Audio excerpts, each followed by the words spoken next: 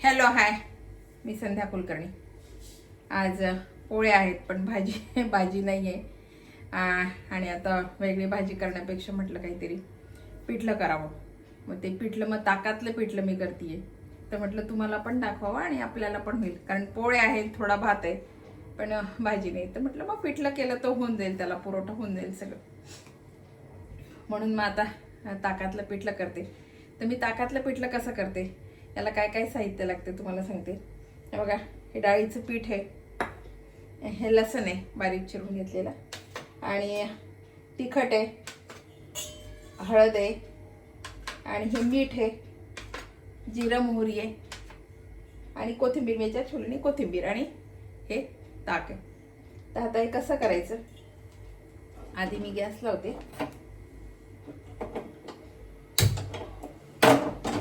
आपण जे गाठीचं पिठलं करतो ना, खरं म्हणजे गाठीच्या पिठल्याला जेवढी चव असते ना, तेवढं आपण मिक्स करून करतो त्याला तेवढी चव नसते. गाठीच्या पिठल्याला खूप चव असते. आता मी गाठीचंच पिठलं करते. हे बहुतेक जण ताकाचं जे पिठलं करतात ते खालीच डाळीचं पीठ कालवतात आणि वरती फोडणी देऊन त्याच्यामध्ये ते टाकतात. पण मी तसं करत नाही, मी गाठीचं करते. आता ते गाठीचं मी कसं करते मग हे तुम्हाला दाखवते. आणि आमच्याकडे तसं पिठलं कोणीच खात नाही शक्यतो. आमच्याकडे ते गाठीचंच पिठलं लागते आणि ते पिठलं खूप छान लागते खरं म्हणजे. आणि तुम्हाला वाटत असेल ते गाठी कच्च्या राहत नाही, ते गाठी कच्च्या राहत नाही. त्या गाठी पूर्ण झालेले असतात आतमध्ये, फार गाठी राहतच नाही, क्वचितच गाठ राहते ती. आता दाखवते मी कसं करते ते.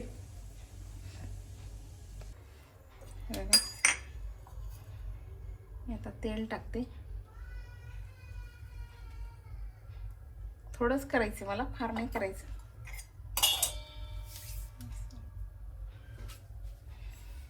आणि हे मोहरी घातली, लसूण घातलं,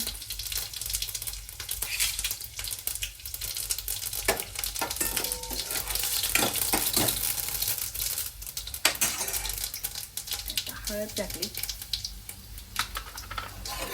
आणि लाल तिखट घालते, आणि याच्यामध्ये ना ताक टाकते. हे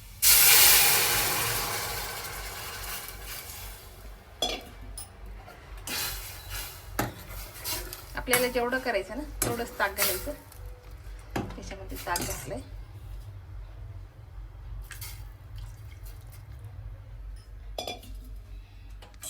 आणि आता आहे ना त्याला छान उकळी द्यायची. ताक जर आंबट असेल ना त्याच्यामध्ये थोडं पाणी घातलं तरी चालते. ताकात थोडी पाणी घालून केलं तरी चालते. थोडीशी याला उकळी देते.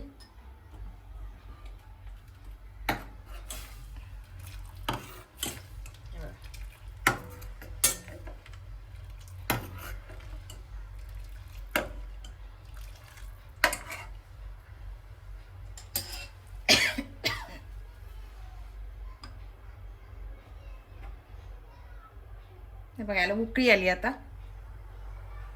आणि आता थोडा गॅस कमी करते आणि याच्यामध्ये डाळीचं पीठ घालते.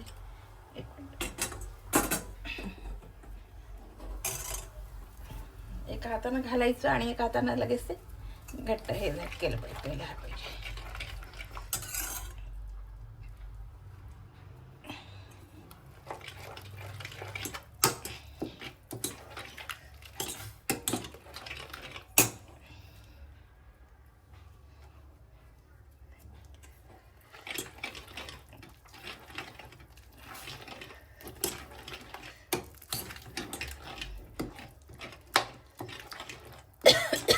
हे बघा, आपलं हे पिठलं तयार आहे.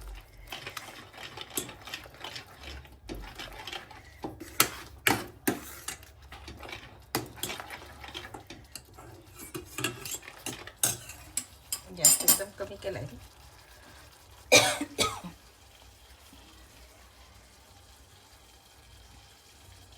आणि आता याच्यामध्ये मीठ घालायचं.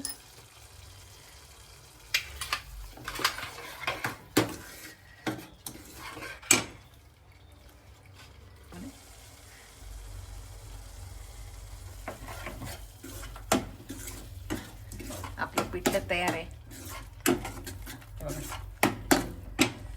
गॅस बंद करते. हे बघा, हे पिठलं, ताकातलं पिठलं खूप सुंदर लागते याची चव. आणि हे घोटून म्हणजे गाठीचं पिठलं, याला म्हणतात गाठीचं पिठलं. असं खाली मी कालवलेलं नाही आहे, वरूनच हे केलं. आता तुम्ही तर बघितलंच, पण याची चव इतकी छान लागते ना, खूप छान लागते याची चव. आणि हे बघा, आपलं पिठलं तयार आहे. आपल्या घरात भाजी नसली ना तर खूप टेन्शन येते. आपण साधं पिठलं करतो, साधं पिठलं बरेच जण करतात. कोणी खाली मी केलं तसं गाठीचं करते, कोणी आपलं साधं खाली पाण्यामध्येच बेसन घालून ते पण पिठलं करतात. पण हे पिठलं बरेच जणांना माहिती नाही की ताकातलं पिठलं कसं करतात. हे पिठलं दह्यातलं म्हणा, ताकातलं म्हणा. आता हे ताकातलं आहे, दह्यातलं म्हटलं तर आधीच खाली ताक करून घ्यायचं आणि ते त्याला फोडणी द्यायची. हे खूप सुंदर लागते पिठलं, चवीला इतकं छान लागते ना हे पिठलं, खूप छान लागते. आता मी कांदा वगैरे याच्यामध्ये नाही घातला, बरेच जण याच्यात कांदा घालतात, पण मी कांदा नाही घेतला, लसण घातलाय. पण हे लसणाचंच छान लागते, ताक असल्यामुळे कांदा नाही याच्यात चांगला लागत, लसणच छान लागतो. इतकं चवदार लागते ना, शिळी भाकरी म्हणा, पोळी म्हणा, किंवा साधा भात असला तर भातासोबत खूप छान लागते हे पिठलं. मग माझ्या त्यानं थोडंसं घट्ट झालं, कारण आम्ही दोघंच हे खाणारे आणि आमच्या पुरतंच मी केलंय, जास्त नको म्हणून थोडंसं घट्टच केलं. तर बघा, हे रेसिपी तुम्हाला कशी वाटली, आवडली का? आवडली असेल तर लाईक करा, शेअर करा आणि सबस्क्राईब करा. आणि असं पिठलं करून बघा, आपण ते करतो ते वेगळं आणि याची चव काही वेगळीच लागते. हे करून बघा एकदा पिठलं. बाय.